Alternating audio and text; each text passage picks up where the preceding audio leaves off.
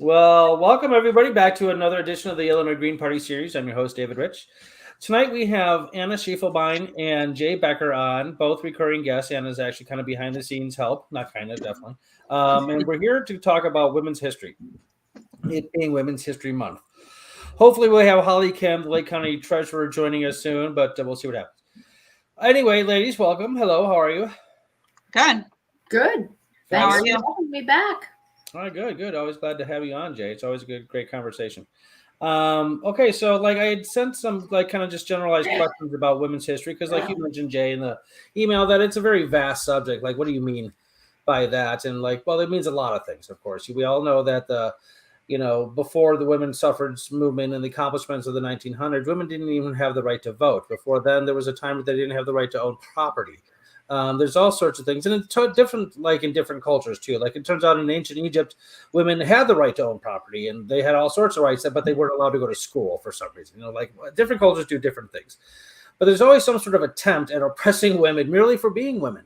And it's something that's beyond me personally, but it is the case for most cultures, for most of the history of humanity on Earth. So we've come very, very far. There's no doubt, but we have a long way to go. So I'll just leave it to you, Anna, if you want to kind of take the reins and just talk a little bit about what you think about it. Maybe whatever you want to do. Some of the questions, if you remember them, who are some of the bigger women in women's history, events, that kind of thing, whatever you want to do. Yeah, well, actually, I wanted to discuss the paper that I wrote. It's Power to the People, and it's posted on academia.edu, and we can put the link up on there. And so I'm just going to get into the paper and do a brief discussion about it and then relate it to women's history. So I was in my early 20s at Northern Illinois University, and I was president of the Social and Justice Peace Group out there. So I was interested in history, and so I did a historical analysis on the organizations out in DeKalb, and I did it post-World War II. Up until actually I've updated this paper and it's through now 2008. So I have all that time. I have over 60 years of data of the peace movement, and how it relates to the women's movement is that the women's movement helped give that organizational structure to the peace movement. And that was the consensus decision-making process mostly. And so that came through the radical group of the women's organizations in the 1960s. I see, Jay, you're shaking your head. Did you have things to add on that? Oh, I think, the interplay between the anti-war movement and the rise of the women's liberation movement was pretty explicit. I mean, it wasn't something you had to look deeply behind the curtains for. And it was in no small part the male chauvinism of the leaders of the anti-war movement that women, said, wait a minute, we're not going to be like the old generations doing all the typing and get you your coffee. We're part of this, so yeah, absolutely. Very, very much the first consciousness raising group I was involved in came out of a GI coffee house. Well, anti-war GI coffee house directly. So, not because it was not antagonistic, but it was kind of a hotbed of radical change. So. How long have you, sorry to ask the question, David, but how long have you, I know you don't mind, but how long have you been an activist for? How old am I now? Many decades. I was college, anti-war, anti-Vietnam War. So since then, in different ways, in different places, but yeah, definitely. Yeah. Mm-hmm. So my paper talks about, I use the 5 stages of grief, the Kubler-Ross model. And I know sometimes there can be 7 stages, and I know not every stage happens all the time in the exact order. But when I looked at the organizational strategies of the different groups, I did it through the anti-nuclear movement. I saw different phases of the anti-nuclear movement through these 5 stages of grief. So we were in isolation because the nuclear plants were built in rural towns where there was not a lot of population, but also not a lot of political resistance available and the resources available to them. Yeah. And so that was the first stage, was isolation. And then we move into the anger stage in the 1960s. And that is pretty, there's a lot of data between like even 1963 nationally, 1965 nationally, and 1967 nationally, where in 1963, you maybe had a small amount, and in 65 you had more, and in 67 it was already a thing. So even just like a few short years, like it really sparked. And so that was like the anger phase. And so I think about these things with different movements. And the first time I tried to publish this paper, it's not published, but when I did first try to do it, it was brought to me, what else could this framework be used for? And so I tied it back to the American Revolution, and then I tied it back to the women's history.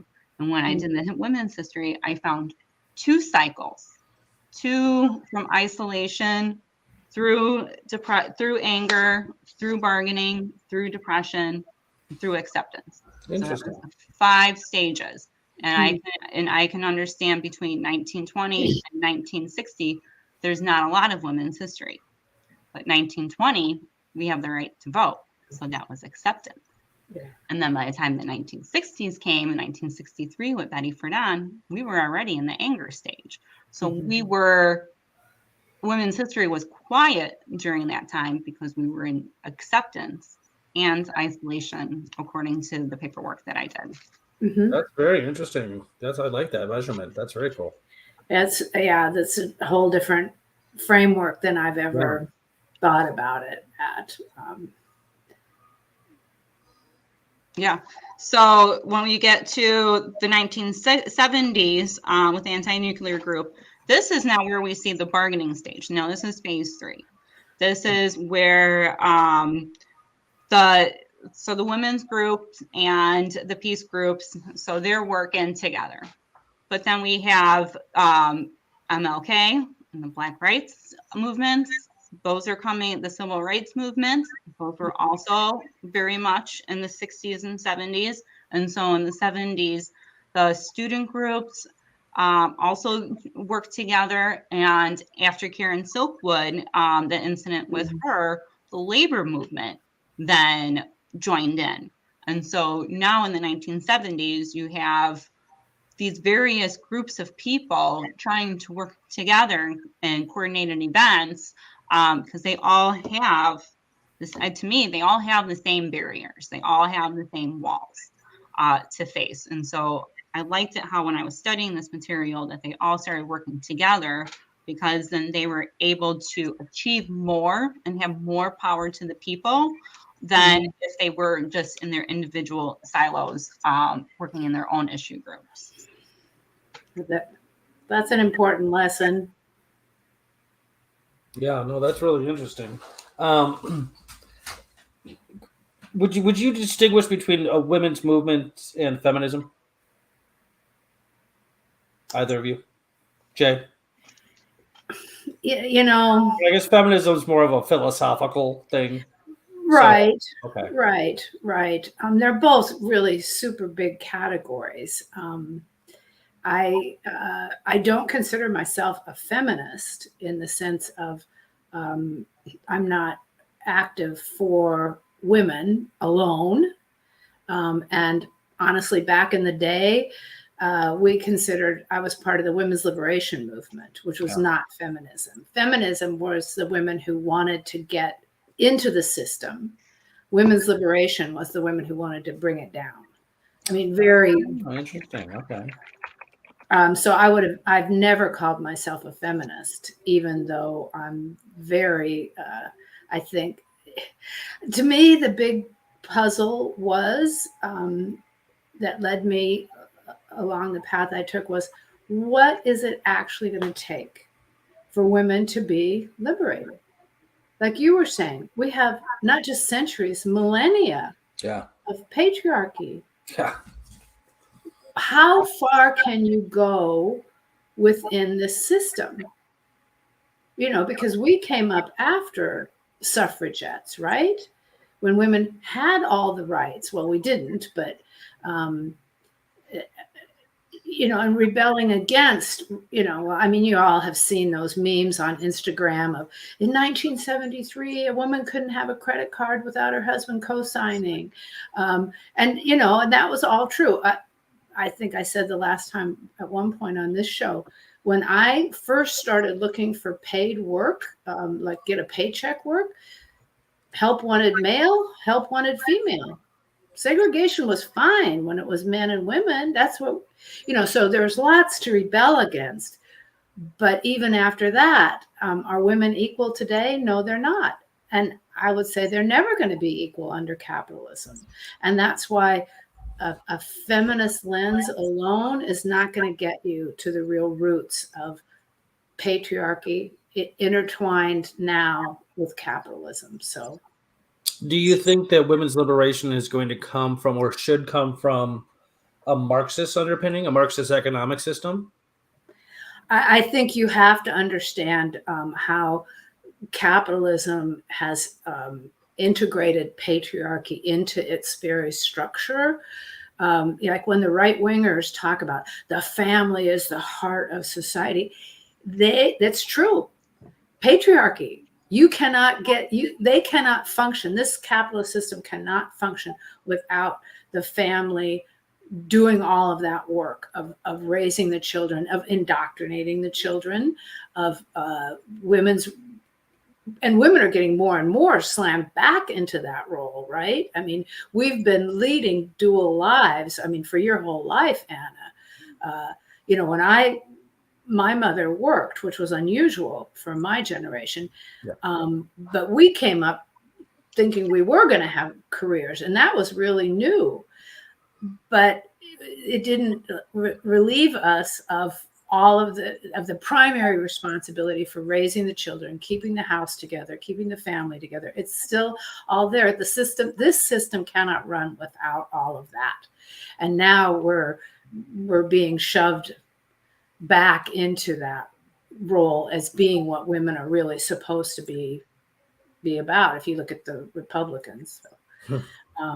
So yeah, I think you have to look at it in terms of the economic system that we are living in. Yeah.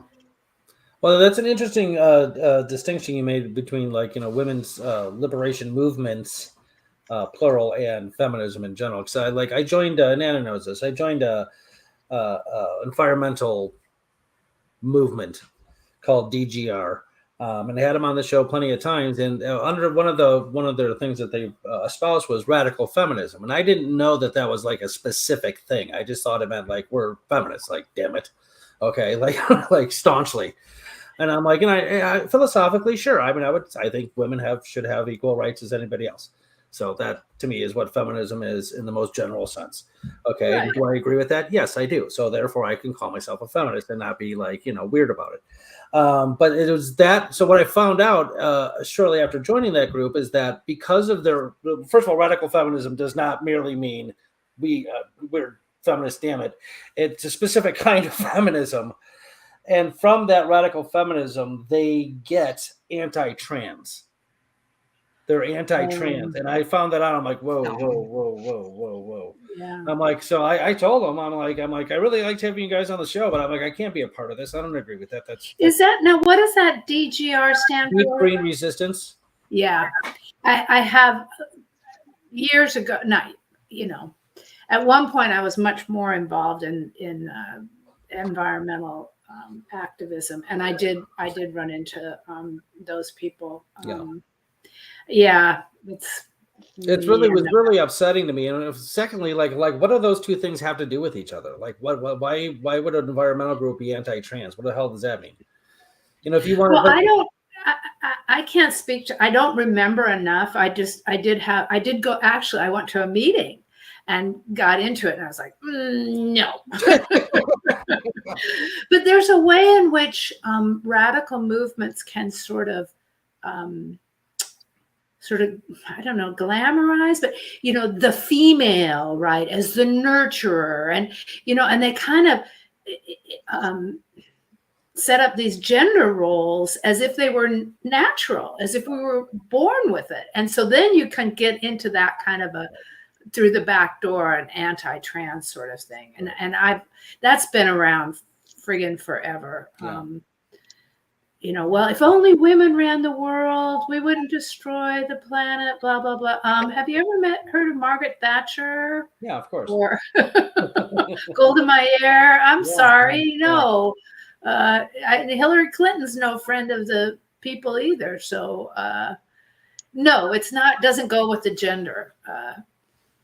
It's not in our genes. Let's put it that way. It's not our biology. I mean, that's that most of that, if not all of it, it comes from just social conditioning. I don't like that word, but you know what I'm saying. Social influence. Constructs. Yeah. Constructs. Thank you. That's a better word. Yeah. Right. So for me, feminism, it's advocating for women's rights. And I think with these younger generations, and I'm excited to see it, is where they kind of are, they don't have gender. Gender is fluid.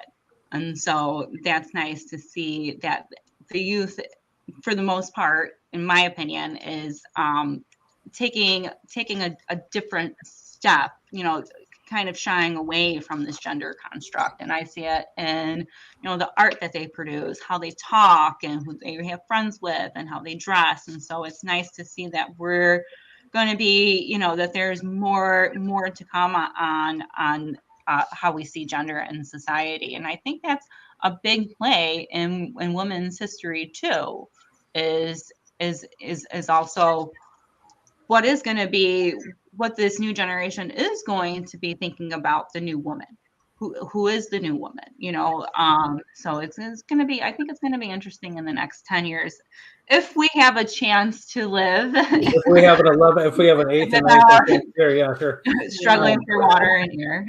Right. But, I mean, that's my observation too, is like, I'm interested to see like how the younger generations, again, if we survive it all, come up with like new identities for gender, and which would be based on its fluidity instead of its stasis.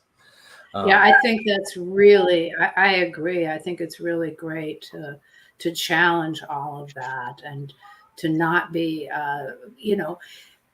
like you were saying, it's a social structure, it's an economic structure, it's in all of our culture, and to challenge that, I think it's critical. You have to break people's minds open to the fact that it isn't.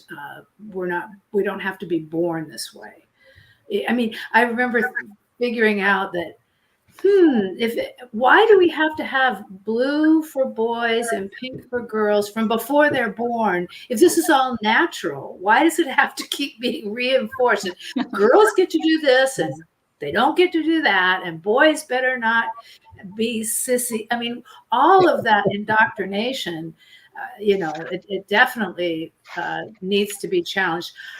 At the same time, I think that's part of why we've got this incredible backlash. Just, Oh, absolutely. Because it's the final death rattle for them. Like, they're just putting everything they can. You're talking about the right wingers? Yeah, everything they can to fight it, because they know when they lose this one, they're done. Like, I think society's moving on to a next level, hopefully. I think that possibility is there. I do not think it's inevitable at all. Oh, it's not inevitable. No. I think that they are gearing up.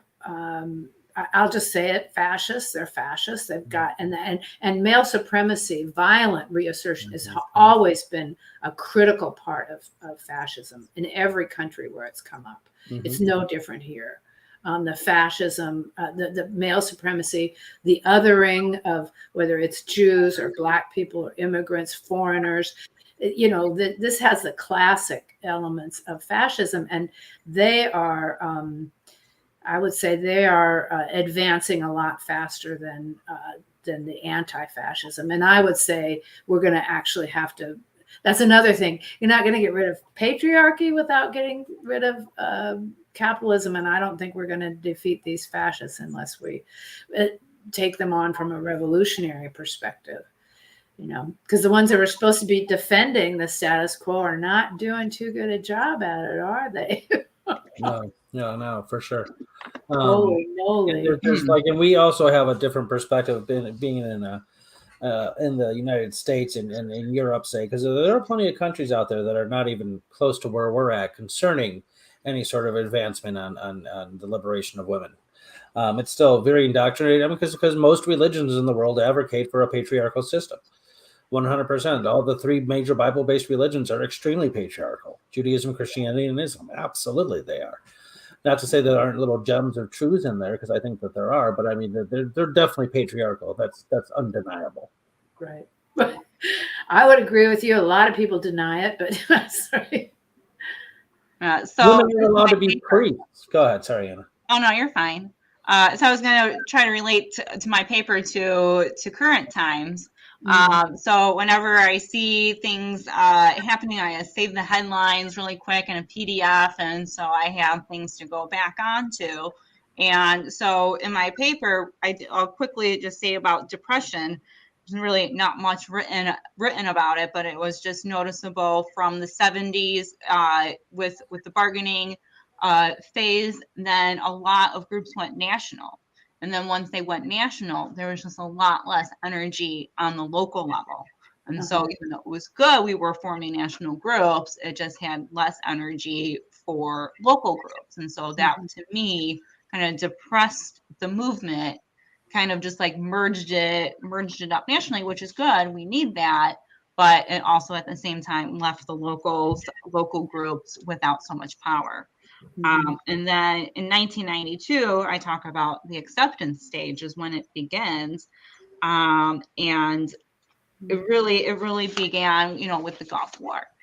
We didn't talk about it that much. It wasn't, and we traditionally don't talk about foreign policy prior to the 1950s. And so talking about foreign policy, post-World War II was a big thing. And with Vietnam War, that's, you have the peace movement, then you have the student movement, and you have all these other movements come on board. And so to me, when there wasn't so much local activity, and then in 92, it kind of started again. You saw more movements. You saw the World Trade. You saw in Seattle in the late 90s, like that was the end of acceptance. We're no longer going to accept it when we go in the streets and peacefully protest and use civil disobedience. And so that, to me, was kind of the start of acceptance. It was the start of from 1992 to 2008 was the acceptance stage. And so with what happened and after that, and with George Floyd, these are very much, to me, when I'm mentioning the anger phase, I'm mentioning when we as a country come together and peacefully protest in the street. That's our right. That's what we can do. And I know the Greens love to do that. So to me now, there was just on March 18th, there was just in Washington, D.C. march for the 20th year of the Iraq War. And there is what they call now contingents. There is the veterans contingent. There's the students contingent. I know the women's groups were involved with that. So it's just again, are we coming back to bargaining? So it's very interesting to me when I see things in the peace movement happening, I'm always talking about it with my husband and referring back to the paper. Hey, maybe this could be the next stage that we have.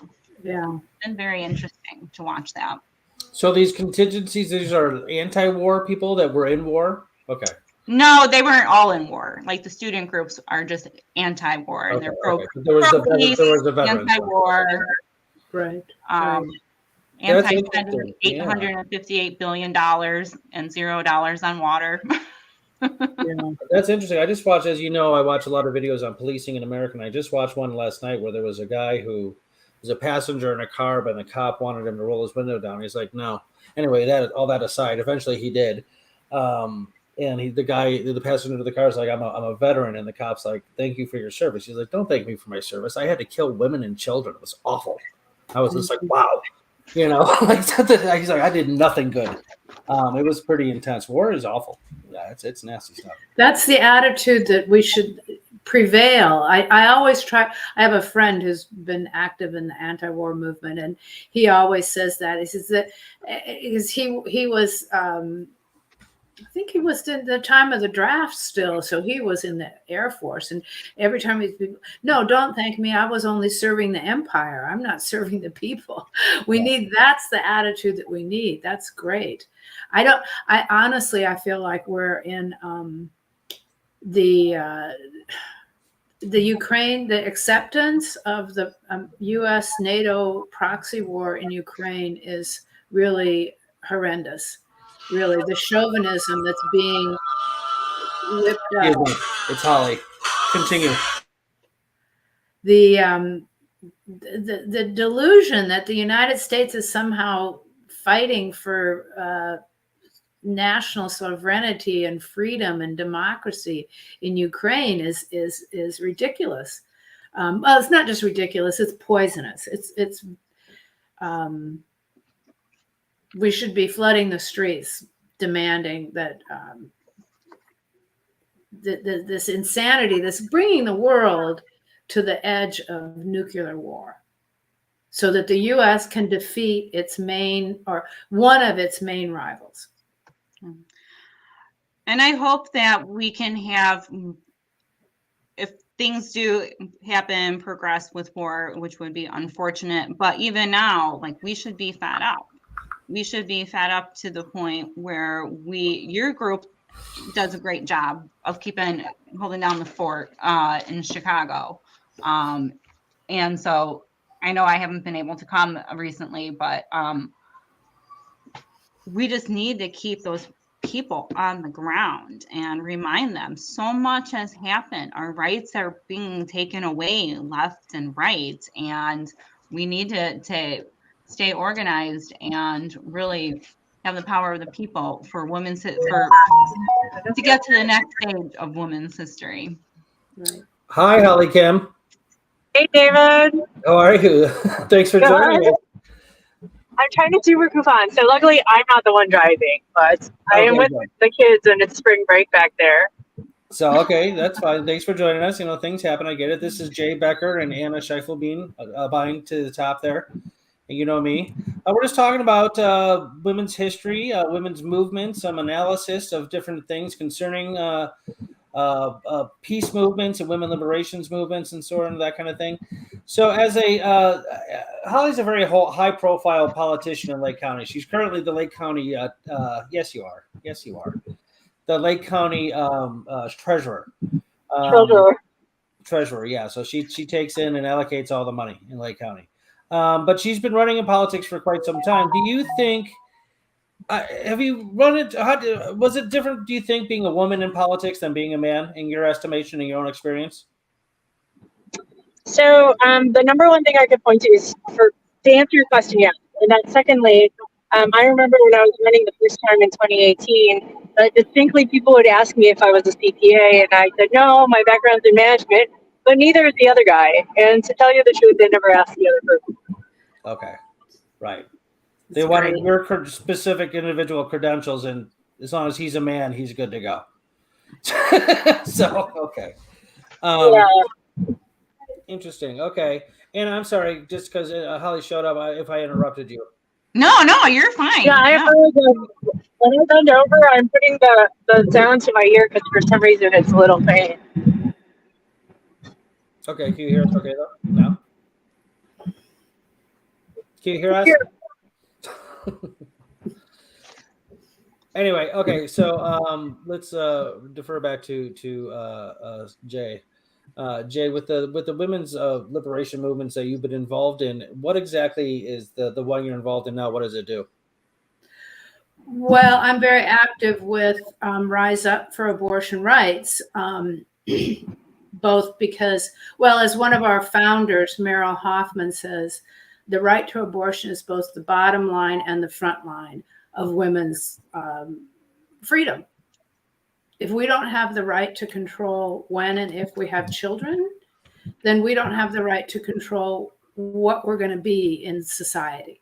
We're not going to have the right to have, we won't have them. And those of us that go back that far know when birth control isn't available, when abortion isn't available, well, we never have had childcare available of any quality, accessibility, but you can't have a career. You can't be in control of whether you're going to have an education.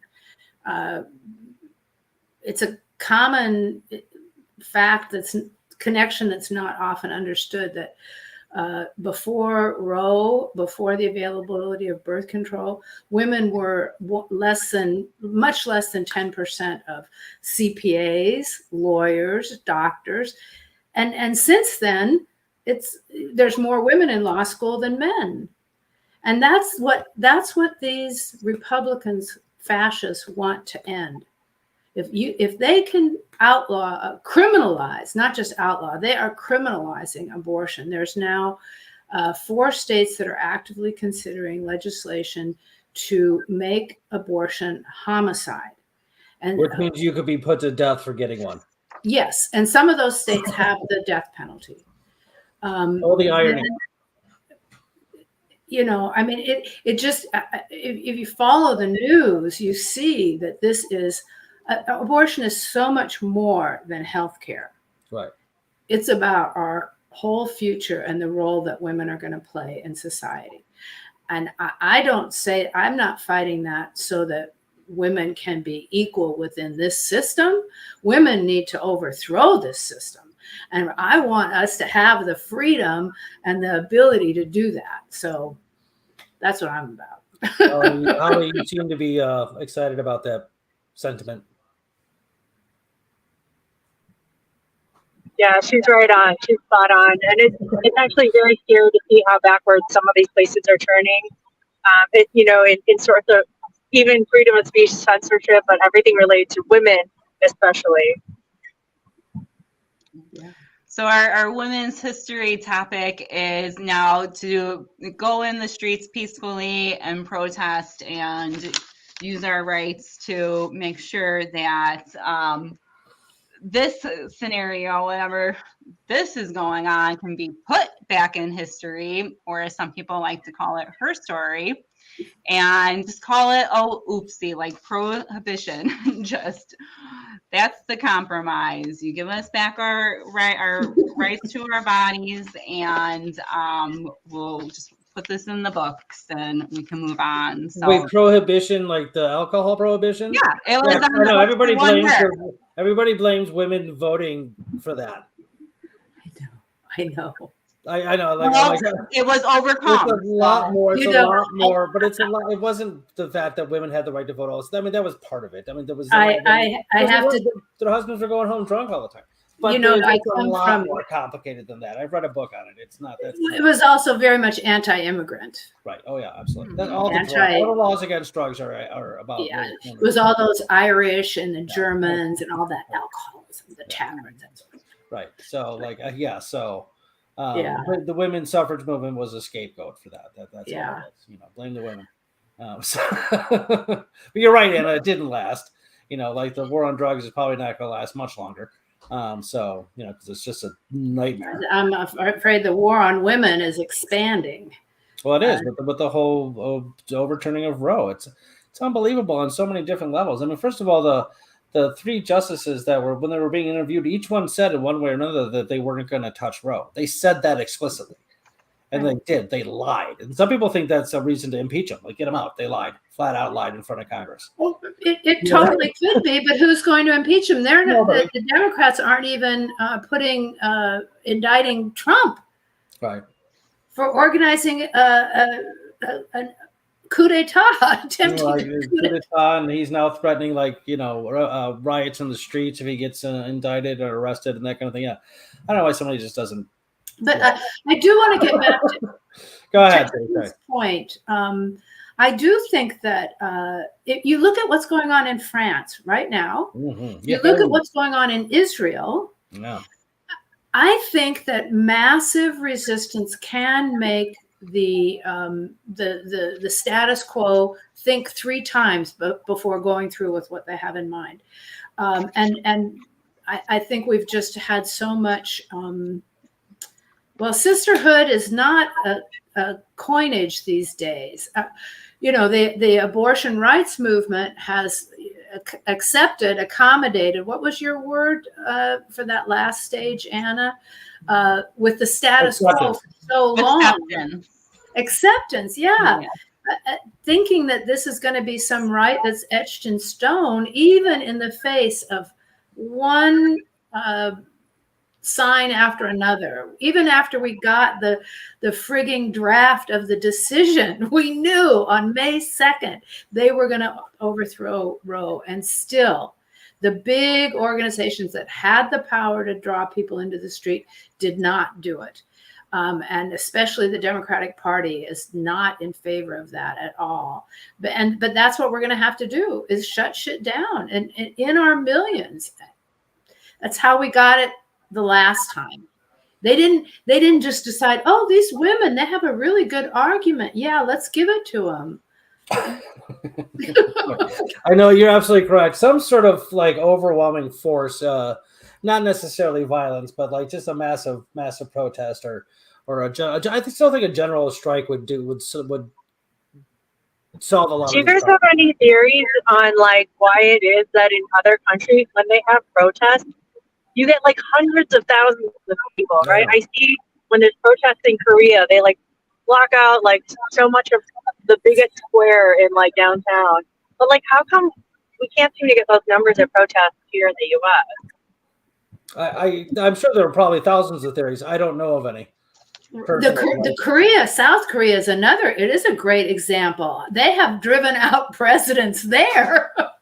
They know how to do it. Absolutely. We had a slideshow when we were mobilizing against Trump about South Korea and how I cannot remember the name of that president, the woman that they drove. She ended up in prison because they would not, even after she resigned, they would not quit.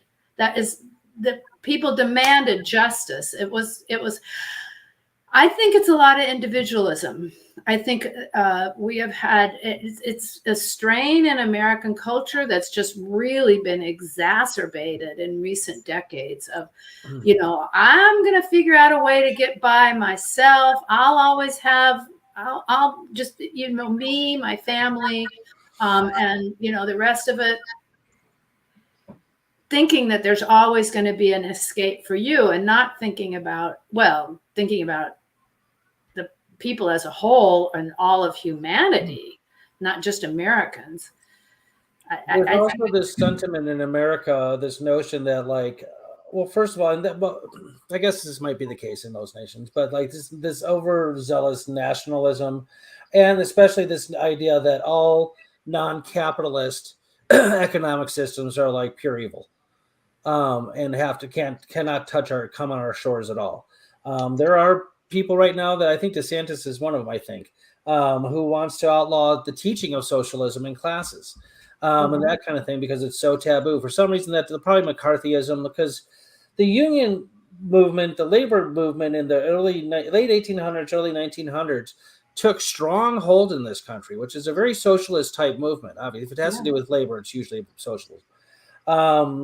And then all of a sudden McCarthyism came along and just kind of flipped that whole narrative around. And all of a sudden, if you were, pro-union, or if you were pro any ideas in Marxism. It doesn't have to be all of it. There was something wrong and you had to go. And I still think that taboo sociologically exists in this country. Like most people I know, Republicans are like staunchly opposed to socialism, and they have no idea what it means. I know what it means. And there's hundreds of different socialist schools out there. There isn't just Marxism. Okay, and also Marxism does not necessarily mean the federal government controls all industry. It doesn't mean that. But that's what they think it means, and that's the fear. No, the government's going to take over all our lives. I'm like, that is not necessarily, it does not have to be that way to be socialist, is my point. Go ahead, Jay. You look like you want to say. Well, and those same people are enforcing the most extreme kind of censorship and banning books and talk about government regulation, right? Yeah.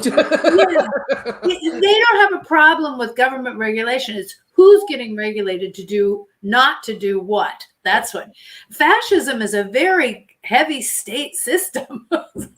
And that's what they're after. So no, you're right. But I think that, well, certainly McCarthy had everything to do with the rivalry between the US and the Soviet Union in the wake of World War II, where they saw that they thought the Soviet Union was their main enemy.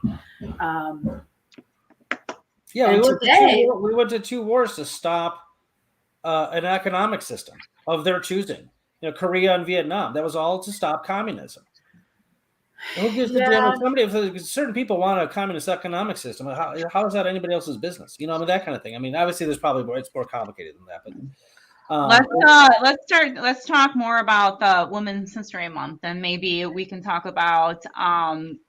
There's only a few minutes. We're getting sorry. Down. It ends up rolling to be therapy sometimes. Okay, go ahead. Yeah, but I just wanted to, I know we talk about women's history, and I'm very thankful in this segment that we started talking about the future of women and what's happening right now, because this is a huge milestone. This is something that's not only been overturned, our rights are taken away, and this could set women's history back. And so this is, a very important topic and a timely topic to talk about how we can get past this portion of women's history, because it is not good when one segment of the population can control another segment of the population, and to these detriments, to things that a person cannot even control. Having maybe a miscarriage, they can't control that, and yet they can be criminally charged for something that they cannot have control over. So to me, with this issue, it's so important for us to maybe have a takeaway that maybe we need to start forming some local groups. And if anybody is interested, the Illinois Green Party can help form these local groups and give you the items, the resources necessary to start. If you have one person and two friends, that's 3 people. That's sometimes more than enough to have a spark and maintain your local area to make sure that these human rights, the right to your body, is guaranteed. And democracy is messy, and these are supposed to be you have your individual liberty, and that's supposed to be yours, and we're letting it slide away day by day. But every day that passes without a peaceful protest and a pushback is a day that they won. Yeah. I couldn't agree with you more. It's this last year, it kind of blows my mind that there's this discussion, Women's History Month and Happy International Women's Day. We just suffered the biggest defeat for women's rights ever in this country. And it's like, oh yeah, right, that. What? And it's continuing, as you, I know you know, because we've talked about it on your program. Now we are facing any day, and this is the opportunity. This is directly in response to what you're saying, Anna. When that judge in Texas, I can't even say his name, Kaczmarek, I think is how he says it. He is going to rule almost certainly to order the FDA to revoke approval of mifepristone, the abortion medication. Right. That is the well over 50% of abortions are performed with that medication in this country. And that's everywhere, kids. That's here. It's not, oh, red state, blue state. They are out to outlaw abortion everywhere. And we are calling, Rise Up for Abortion Rights is calling on people to get out in the streets. We will be having an emergency press conference as soon as it's announced. If it had been announced today, I might not be here, but and then we will announce a bigger rally at that press conference. But we're just waiting every day, and that's the occasion. We say the same thing. If it's 5 of your friends on the street corner with the signs showing people we do not accept this, be a lightning rod. That's what it takes. Many things have started that way, and I couldn't agree with. And so, riseupforabortionrights.org. Everybody, you can download the posters, you can download flyers, it's all there on our website. So yeah. Completely. Right. Holly, you haven't said anything in a little bit. I'm just listening, and it's so powerful to hear them speak about it. I definitely feel exactly the same way. When women start pouring into the streets because we want our own bodily autonomy and to be wild and free, as we told we were in the United States, we don't want our freedom taken away. Sometimes I think it's really interesting that if you would have asked me 10 years ago, some of the things that I see that they're doing, I think the bullet point they would have used is saying that it's a nanny state, right? Like they're just trying to control everything I do with my life. And it's just amazing because that's what they're gunning for now. And I'm like, I don't understand. I mean, no, it's very consistent. But anyway, and I remember, when it was overturned, the Roe versus Wade, that I just wrote this scathing rant on my Facebook, and then we were hitting the streets, doing much, vocal protesting and whatever it takes. Like you will have to I will literally go and do whatever and get arrested. And people were like, it was basically the now, calm down, or which they always tell you, let's not be hysterical, which I'm sure they said that, back in the day as well. And I'm just like, it's always the same line to women. Don't be hysterical. Calm down.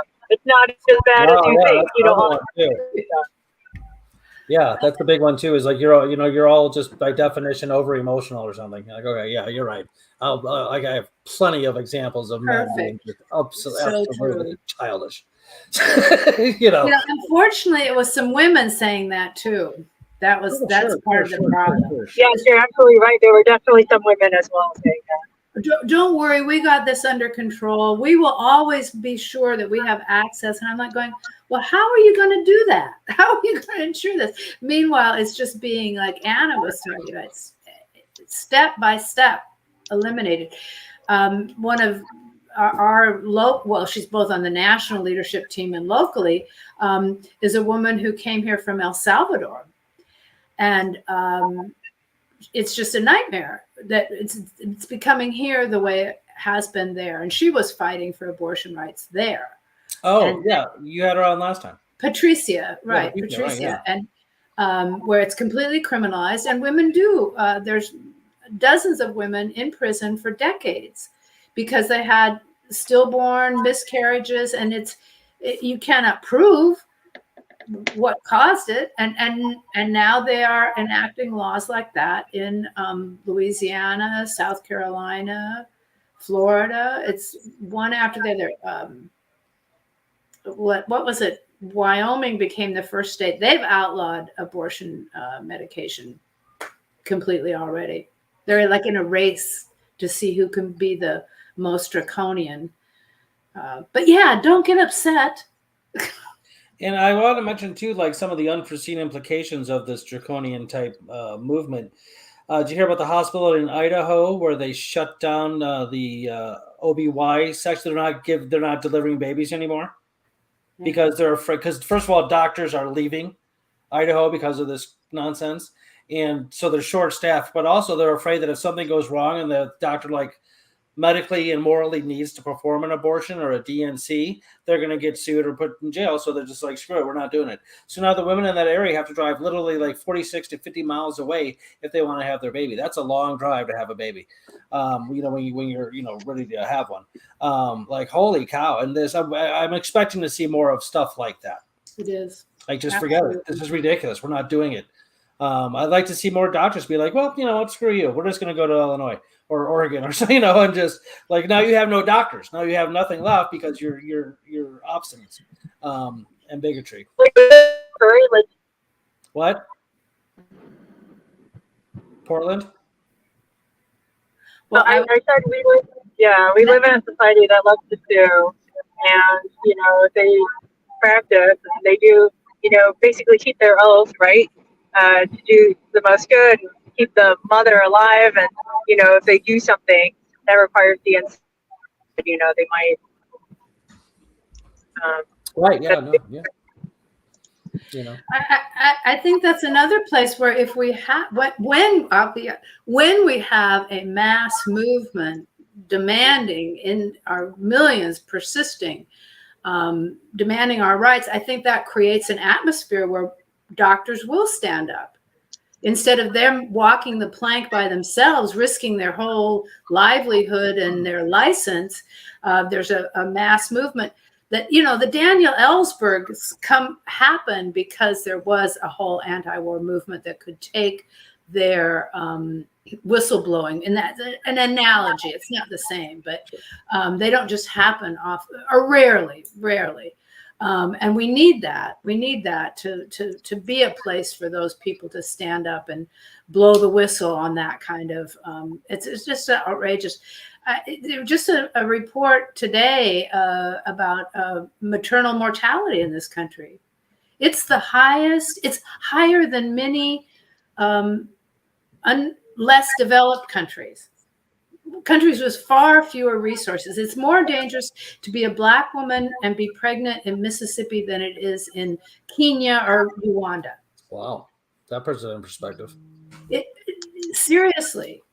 Yeah, we need to start pulling our eyes away from America's number one, because when you look at world stats, we are behind in items, far behind in items, and so I don't get me wrong, I love America for all the people, but the system and the way that the media treats our politicians and treats our government system sometimes is not always the best for the people. And I do consider, the people being part of this government. And I think we had let that thinking kind of slide on the way, and people treat politicians on pedestals, even though healthcare, healthcare and our rights, sometimes is we know they won't give us healthcare, but let's support them anyways.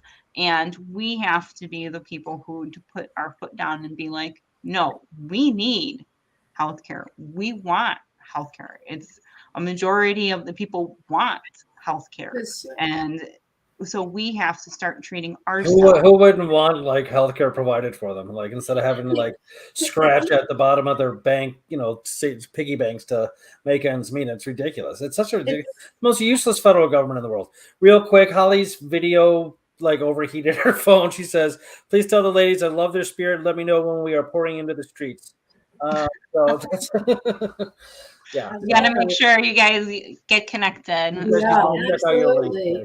Well, and I love the fact that she brought in the her lens is bigger than just this country. Look at what's happened in South Korea. There's so much to learn.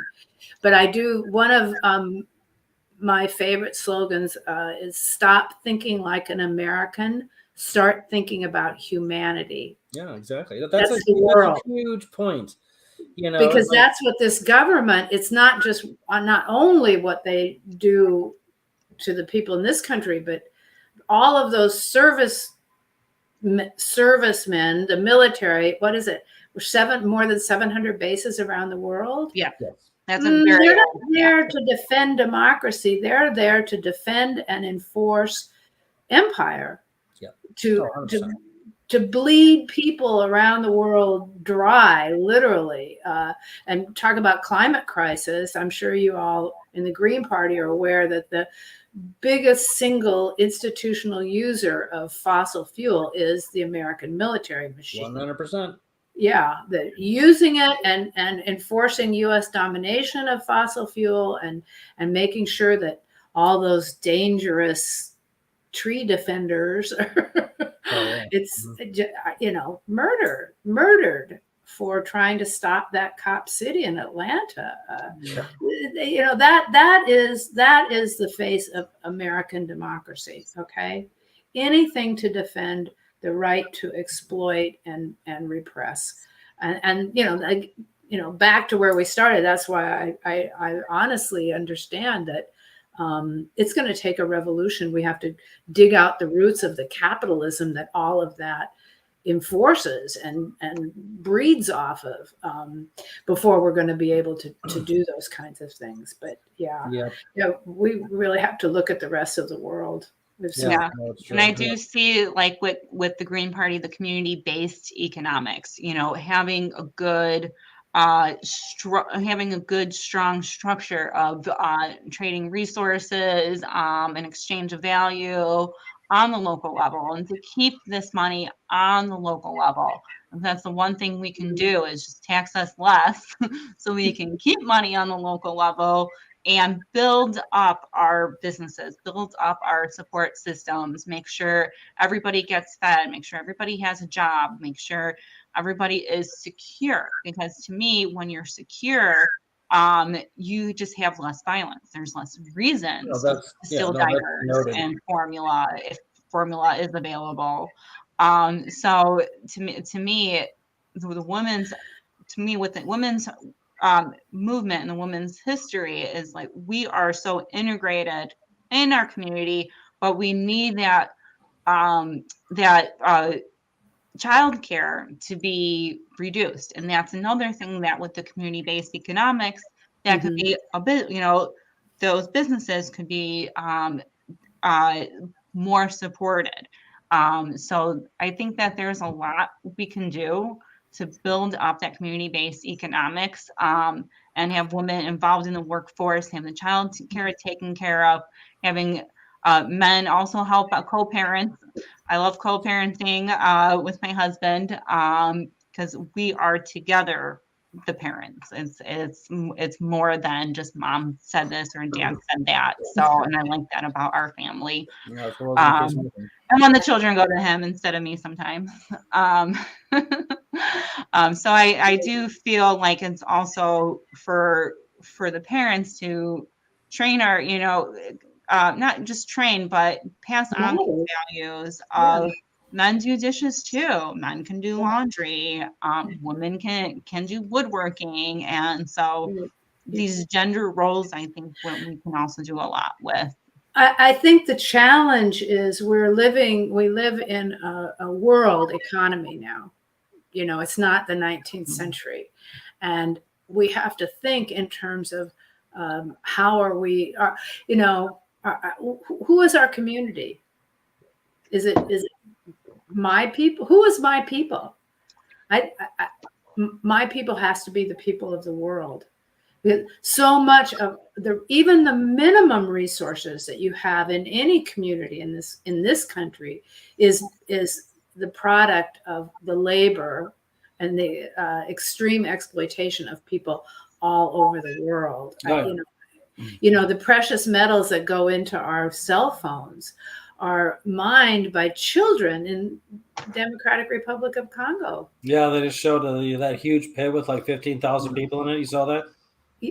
Yeah. There's an image out there now, video of like it's ridiculous. That's where our something for our cell phones comes from there. And we are going to, part of preparing for a revolution, getting people to see that, is going to be realizing that we can't sustain this kind of lifestyle that certainly the upper and middle class people have.